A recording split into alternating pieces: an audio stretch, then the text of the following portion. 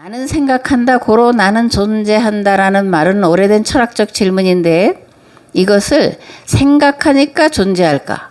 존재하니까 생각할까? 생각한다고 다 존재하는 것일까? 존재하려면 어떤 생각을 해야 할까라는 다양한 질문으로 바꿔볼 수 있는데 오늘은 성경 말씀을 통해서 또 성경은 이런 것들에 대해서 어떻게 말씀하고 있는지를 알아보려고 합니다. 창세기 2장에 보면 아담이 여자를 보고 이제야 나타났구나 이 사람. 뼈도 나의 뼈, 살도 나의 살, 남자에게서 나왔으니 여자라고 부를 것이다 라고 말씀되어 있는데 축약하면 나로구나 입니다. 히브리어로 사람은 아담이고 남자는 이시, 여자는 이샤인데 아담이 여자라고 이름을 붙인 것은 여자는 남자에게서 나온 존재라는 고백이요. 보다도 본질적인 것은 남자와 여자는 둘이 아니라 하나라는 고백이에요. 그리고 이것이 가장 아름다운 고백이고 우리가 되돌아가서 해야 할 고백이다 이런 생각을 합니다. 내가 존재한다는 것을 증명하는 첫 번째는 그리스도 안에서 나를 발견할 때예요. 그러니까 성경은 내가 존재한다라는 것을 어떻게 증명할 수 있냐? 그리스도 안에서 내가 발견되어질 때 내가 존재한다라고 말한다는 겁니다. 사도 바울은 갈라디아 2장에서 이렇게 고백합니다. 나는 율법과의 관계에서는 율법으로 말미암아 죽어버렸습니다. 그것은 내가 하나님과의 관계 안에서 살려고 하는 것입니다. 나는 그리스도와 함께 십자가에 못 박혔습니다. 이제 살고 있는 것은 내가 아닙니다. 그리스도께서 내 안에서 살고 계십니다. 내가 지금 육신 안에서 살고 있는 삶은 나를 사랑하셔서 나를 위하여 자기 몸을 내어주신 하나님의 아들을 믿는 믿음 안에서 살아가는 것입니다. 이렇게 고백을 합니다. 그리고 빌립보서 3장에서 이렇게 또 고백을 하고 있습니다. 그러나 무엇이든지 내게 유익하던 것을 내가 그리스도를 위하여 다 해로 여길 뿐더러 또한 모든 것을 해로 여김은 내 주 그리스도 예수를 아는 지식이 가장 고상하기 때문이라. 내가 그를 위하여 모든 것을 잃어버리고 배설물로 여김은 그리스도를 얻고 그 안에서 발견되려 하는 것입니다. 이렇게 고백을 합니다. 그러니까 사도 바울은 그리스도 예수 안에서 죽은 자라는 사실을 인정할 때 그리스도로 말미암아 산 자라는 것을 인정할 때 비로소 존재한다 라고 고백할 수 있다 이렇게 말하고 있다라는 겁니다. 아멘. 두 번째로 상대방을 너가 아닌 나로 고백할 때 나는 존재한다라고 말할 수 있다라는 겁니다. 아담이 하와를 보고 나로구나 라고 고백한 것처럼 상대방을 너가 아닌 나로 인식하고 고백할 때 비로소 내가 존재한다라는 겁니다.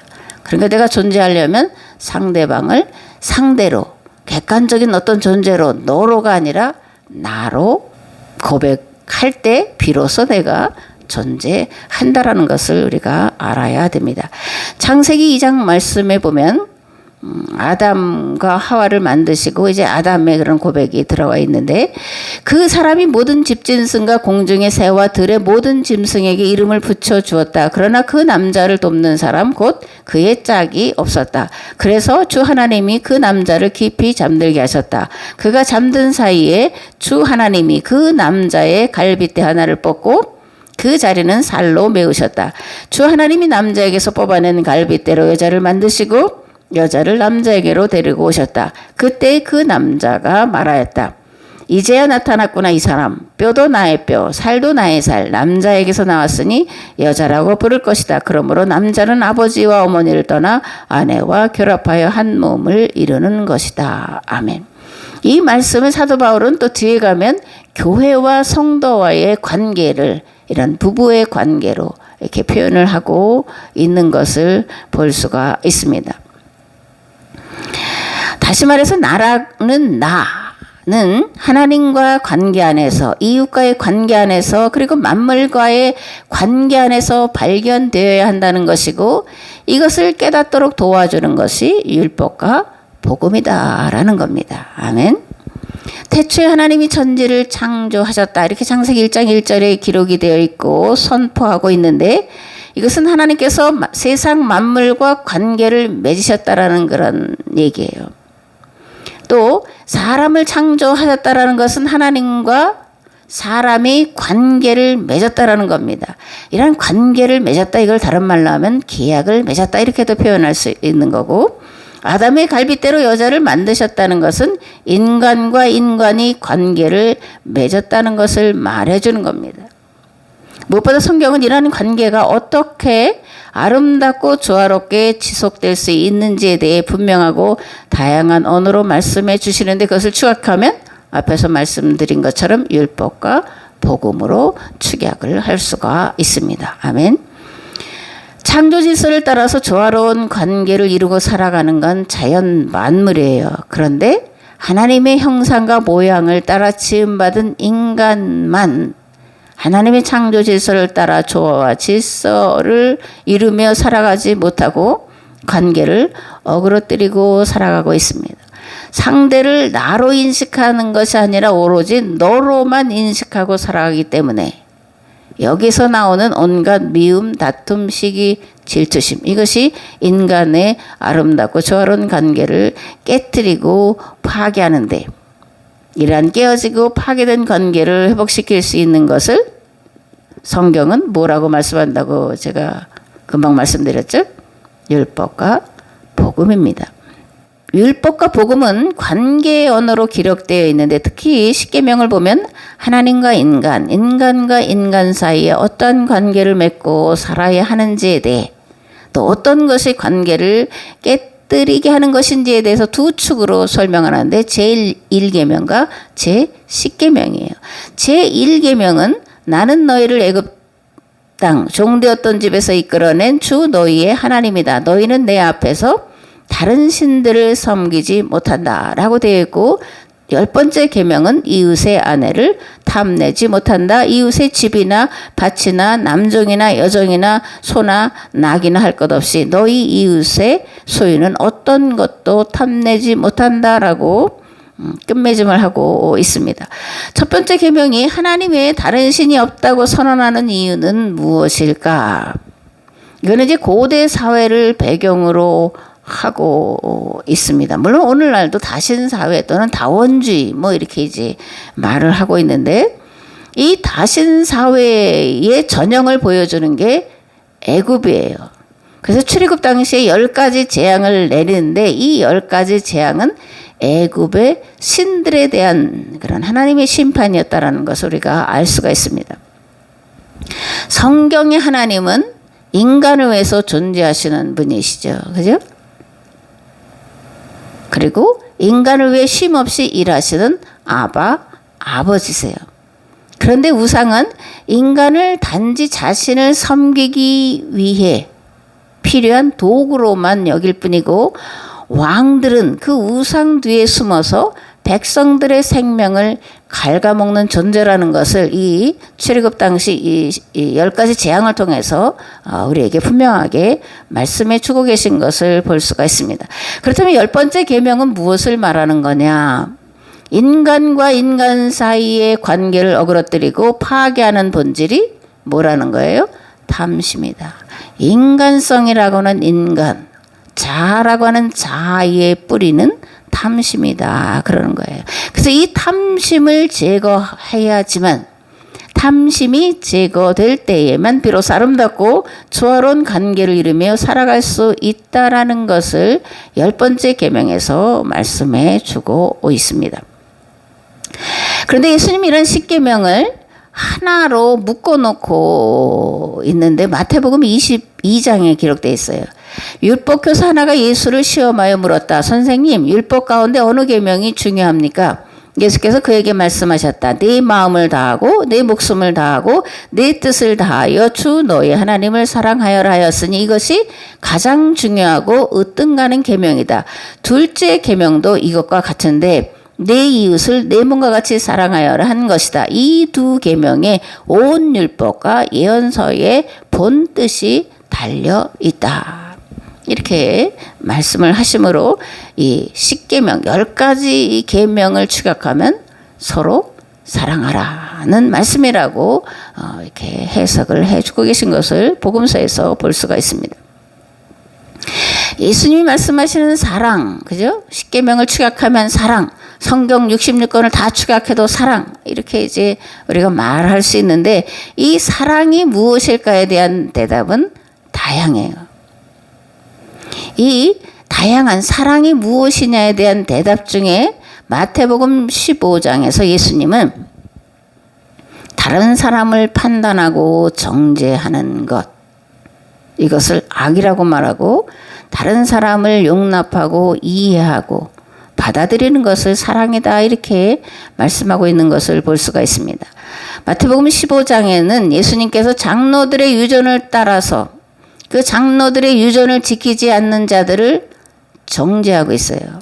그런데 예수님은 그 너희들의 유전을 따라 전통을 따라서 특별히 이제 밥 먹을 때 손에 물 뿌리지 않는 것으로 인해서 부정하다라고 생각하는데 그게 아니라 내 마음속에서 일어나는 온갖 탐욕, 탐심이 너를 부정하게 하는 거다, 이렇게 이제 말씀을 하고 있습니다. 예수께서 무리를 가까이 부르시고 그들에게 말씀하셨다. 너희는 내 말을 듣고 깨달아라. 입으로 들어가는 것이 사람을 더럽히는 것이 아니라 입에서 나오는 것, 그것이 사람을 더럽힌다.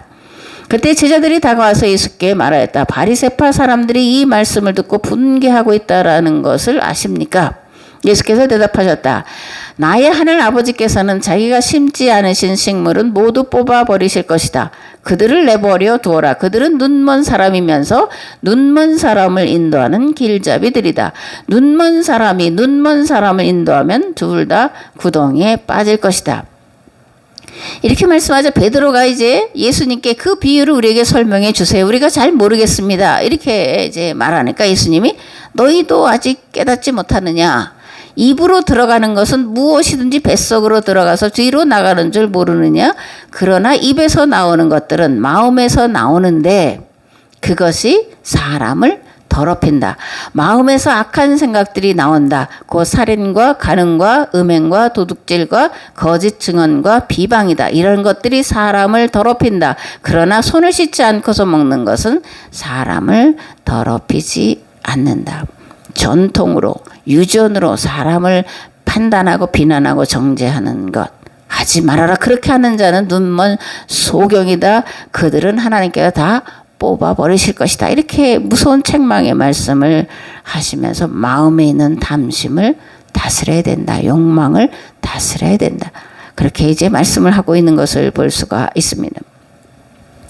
사람을 더럽히는 것, 그 사람 마음속에 들어있는 살인, 간음, 음행, 도둑질, 거짓 증언, 비방인데 이것의 고향이 이제 탐심이다, 이렇게 말씀을 드렸습니다.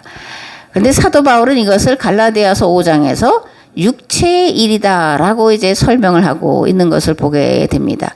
육체의 일은 분명하니 곧 음행과 더러운 것과 호색과 우상숭배와 주술과 원수 맺는 것과 분쟁과 시기와 분냉과 당짓는 것과 분열함과 이단과 투기와 술 취함과 방탕함과 또 그와 같은 것이라.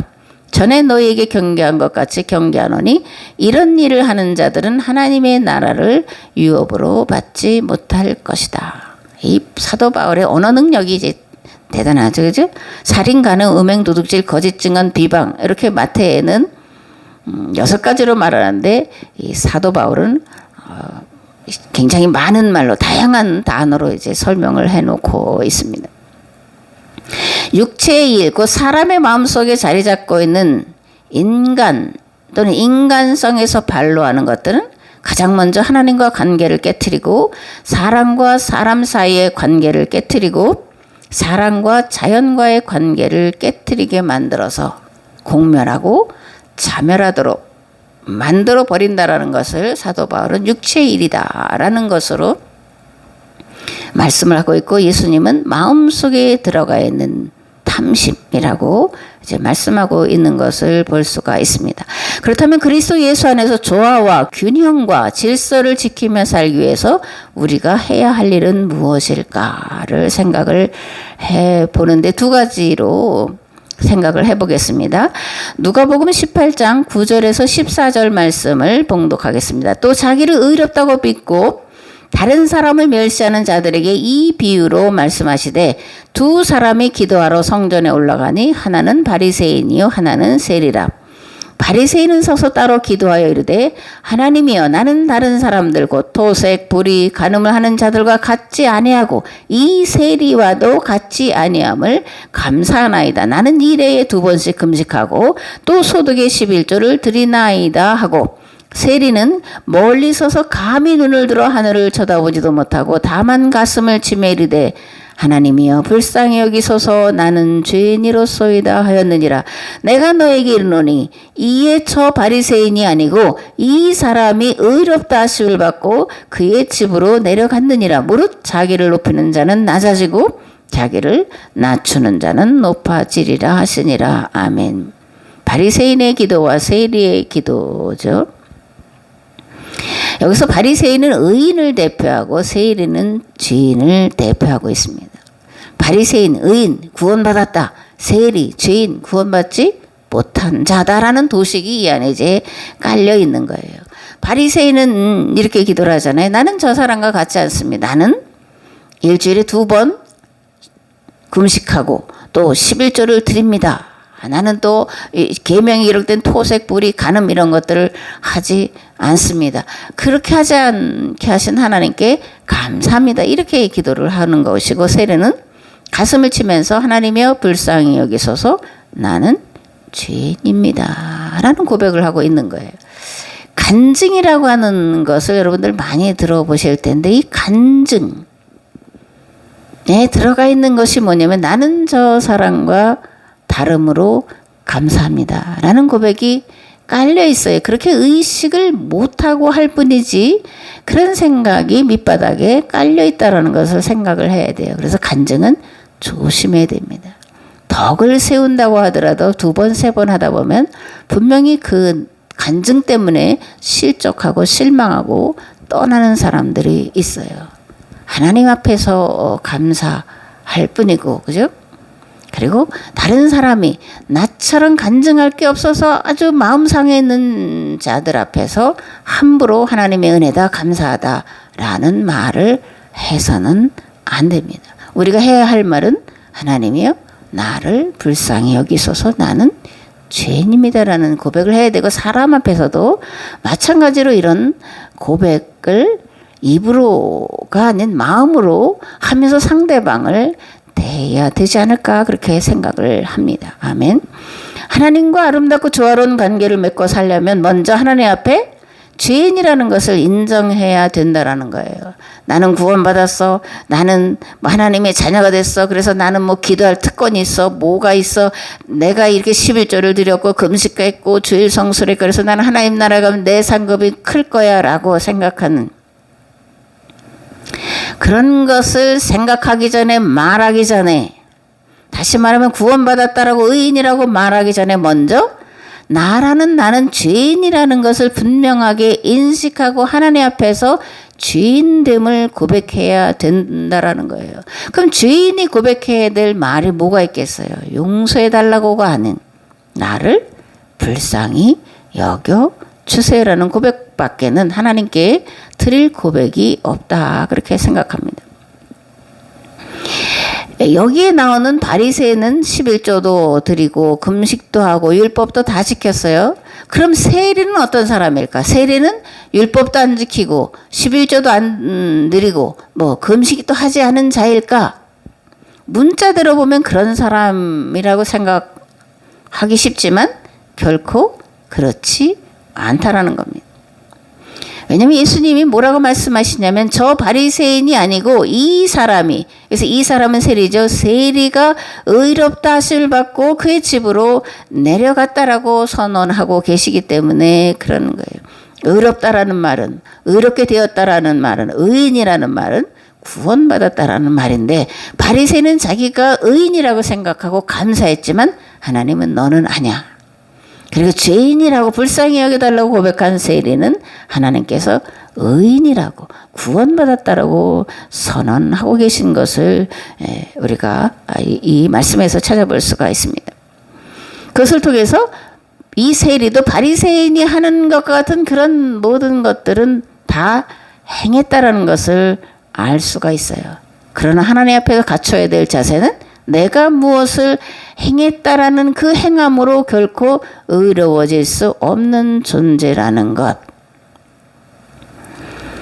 그리고 내 안에는 항상 탐욕이 자리 잡고 있다라는 것을 인정할 수밖에 없는 인간이라고 하는 인간 실존에 대해 고백하고 있다라는 것을 이 세례의 기도를 통해서 우리가 알아야 되고, 나 자신도 그러한 고백을 늘 하나님 앞에 해야 된다라고 생각을 합니다. 하나님은 자신을 낮추는 자를 의롭다고 인정해 주시는 분이세요. 그래서 하나님 앞에 나는 죄인입니다, 나를 불쌍히 여기소서가 내가 갖춰야 될 근본 자세이고 일평생 견지해야 될 바른 자세인 줄을 믿습니다. 아멘. 누가복음 15장 11절에서 24절 말씀을 봉독하겠습니다.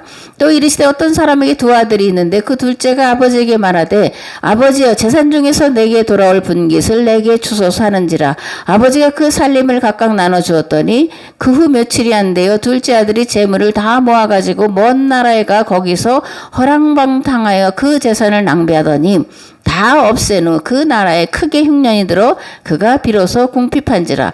가서 그 나라 백성 중 한 사람에게 붙여 사니 그가 그를 들로 보내어 돼지를 치게 하였는데 그가 돼지 먹는 쥐염 열매로 배를 채우고자 하되 주는 자가 없는지라. 이에 스스로 돌이켜 이르되 내 아버지에게는 양식이 풍족한 품꾼이 얼마나 많은가. 나는 여기서 주려 죽는구나.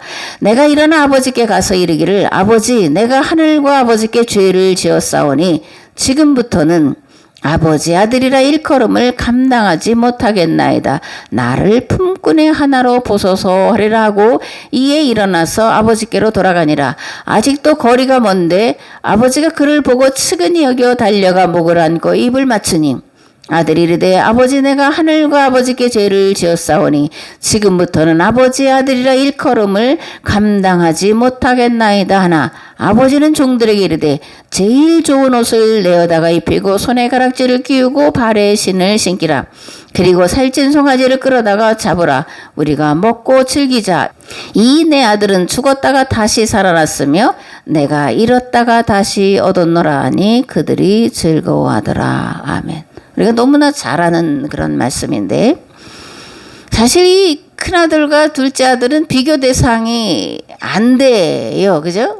드러나는 그런 문자대로라면, 또 그들의 삶의 태도를 본다면 비교 대상이 아닙니다. 큰아들은 아버지를 도와서 농사일에 양치는 일에 늘 열심히 했고, 반면에 둘째 아들은 아버지가 살아있는데도 유산을 상속해달라 그래서 그걸 다 가지고 나가서 허랑방탕 살다가 다 허비하고 거지꼴이 돼서 돌아온 아들이기 때문에 큰아들과 둘째 아들을 비교한다는 것은 사실 말이 안 되는 것처럼 보입니다. 이렇게 생각하는 건지 이 문자대로 생각하고 문자대로 해석을 하는 건데, 그러면 문자대로 이 기록된 대로 그것을 해석하라고 주신 것이 아니라 그 안에서 말하고자 하는 바가 뭔지를 이제 캐내야 되는 거잖아요.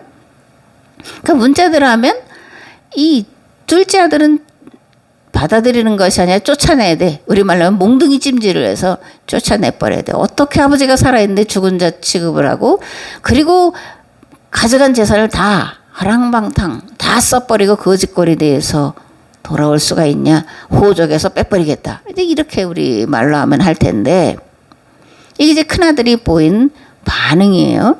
내가 여러 해 아버지를 섬겨 명을 어김이 없거늘 내게는 염소 새끼라도 주어 나와 내 벗으로 즐기게 하신 일이 없더니 아버지의 살림을 창기들과 함께 삼켜버린 이 아들이 돌아오매 이를 위하여 살찐 송아지를 잡으셨나이다. 아버지에 대한 분노, 그죠? 불만, 그리고 비아냥 섞인 말로 큰아들이 이제 반응을 보입니다. 그리고 동생에 대해서는 미움, 시기심이 발동해서 저 녀석 왜 들어왔어? 그런 거죠. 안 들어왔어야 되는데 뭐 이런 그런 마음을 갖고 그 돌아온 동생에 대해서 반응을 보이고 있는 것을 보게 되는데, 아버지는 어떻게 반응하고 계시냐. 내 동생은 죽었다가 살아났으며 내가 잃었다가 얻었기로 즐거워하는 것이 마땅하다. 이런 큰아들과 전혀 상반된 반응을 보이고 있는 것을 볼 수가 있습니다. 왜 아버지와 아들의 반응이 이렇게 다를까? 또 만약 내가 큰아들과 같은 경우를 당한다면 어떤 반응을 보일까? 이런 걸 우리가 생각을 해봐야 되죠. 성경은 관계의 언어로 기록되었다라고 말씀을 드렸습니다. 성경은 하나님과 만물, 그리고 인간과 하나님의 관계, 인간과 인간과의 관계가 어떻게 하면 질서와 조화를 따라 맺어지고 그 안에서 서로 돕고 세우고 섬기는 삶을 살아갈 수 있을까를 말씀해주는 그런 관계의 언어요. 그것이 곧 율법과 복음이다라고 말씀을 드렸는데, 율법과 복음에 담긴 본 뜻을 예수님은 이렇게 말씀합니다. 너희는 무엇이든지 남에게 대접을 받고자 하는 대로 너희도 남을 대접하라. 아버지와 아들의 관계가 회복되고 새로워지려면 첫째, 아버지가 어떤 분이신지를 분명하게 깨달아 알아야 돼요. 둘째로, 내가 어떤 존재인지를 분명하게 깨달아 알아야 됩니다. 누가복음 15장의 탕자의 비유는 우리에게 이것을 잘 말씀을 해주고 있는 거예요. 화랑방탕했다는 그 단어에만 우리가 눈이 고정돼서는 안 되고, 이 아들이 아버지께로 돌아올 때의 그 마음에 가진, 나는 이제 아버지의 아들이라고 그 인정받을 수 없습니다. 오늘 우리로 말하면 나는 구원받았다라고 감히 말할 수 없습니다. 우리 주님 어서 오시옵소서 그러면 내가 들려 천국에 올라갈 줄 믿습니다라고 말할 수 없다라는 고백이에요. 나는 구원받을 수 없는 존재입니다. 나는 용서받을 수 있는 존재가 못 돼요.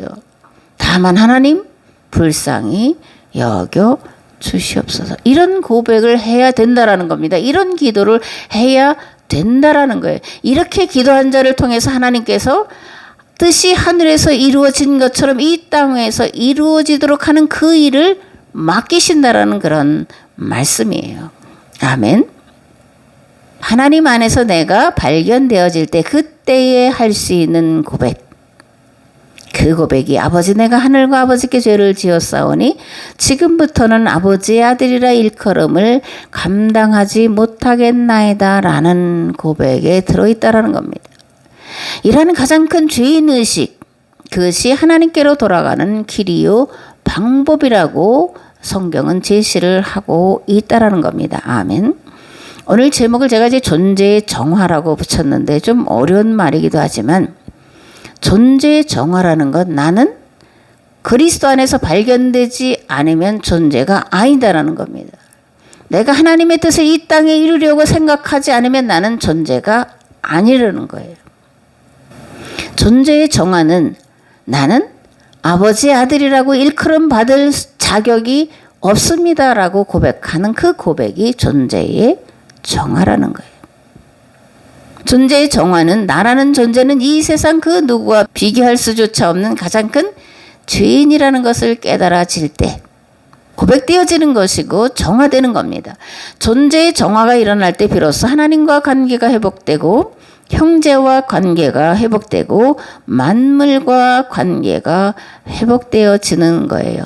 2023년은 하나님 앞에서 존재의 정화가 일어나서 교회와 가정을 통해 하나님과 세상의 관계를 회복시키는 그 일을 행하시는 놀라운 경험이 일어나서 우리 주님을 기쁘시게 하는 복된 한 해로 살아가시기를 우리 주 예수 그리스도의 이름으로 축복합니다. 아멘. 좋으신 하나님은 우리에게 귀하고 복된 날 허락하시고 특별히 설 명절로 허락하셔서 이 명절날 아침에 존재의 정화라는 제목을 가지고 말씀을 함께 나누며 올 한 해 하나님 앞에서 나를 불쌍히 여기소서 나는 죄인입니다. 나는 하나님을 아버지라고 부를 수 있는 자격이 없는 존재입니다라는 그런 고백을 통해서 하나님의 뜻을 이 땅에 이루어가는 그 일을 위해 선한 도구로 사용되기를 원합니다. 또한 그 일을 위해서 우리가 주어진 자리에서 직장과 일터에서 최선을 다하여 일하기를 원합니다. 특별히 지난 한 해 동안 직장에서 애쓰고 수고하고 힘든 삶의 과정들을 그래도 믿음을 가지고 소망을 가지고 잘 견뎌내고 새로운 한 해를 맞이하며 예배드리는 사랑하는 성도들에게 하나님 올 한 해 동안 하나님 앞에서 존재의 정화가 일어나서 하나님이 기뻐 받으시고 또 하나님이 찾으시고 맡기실 하나님의 신실하고 충성된 일꾼으로 세워지도록 축복하여 주옵소서. 정말 수고하고 애쓴 것으로 하나님 앞에 11조를 드리고 또 선교 예물을 드립니다. 드리는 마음, 정성, 뜻과 소망을 아시오니 하나님 심은 대로 거두게 하옵소서. 애쓰고 수고하여 심었사오니 애쓰고 수고한 것에 합당한 결과를 얻을 수 있도록 우리 주님 함께하여 주셔서 비록 때때로 내가 원하고 소원하고 바라던 것과 같이 되지 않을지라도 하나님은 그것보다 더 좋은 것을 준비해 놓고 계신 것을 바라보면서 잘 견뎌내고 더 힘있게 더 능력있게 하나님과 사람 앞에서 존귀함을 받는 그런 한 해로 살아갈 수 있도록 은혜를 베풀어 주시기를 원합니다. 이제는 길과 진리와 생명 되신 예수 그리스도의 은혜와 아버지 하나님의 무한하시고 흑진하신 사랑하심과 성령님의 감화 감동 교통 역사하심이 11조와 선교의 예물을 드리고 특별히 올 한 해 동안 하나님의 뜻을 따라서 사역을 결단하고 돌아가는 삶의 자리 위에 교회와 가정과 직장 위에 그리고 이 나라와 이 민족 위에 이제부터 영원토록 함께 하옵시기를 간절히 축원하옵나이다. 아멘.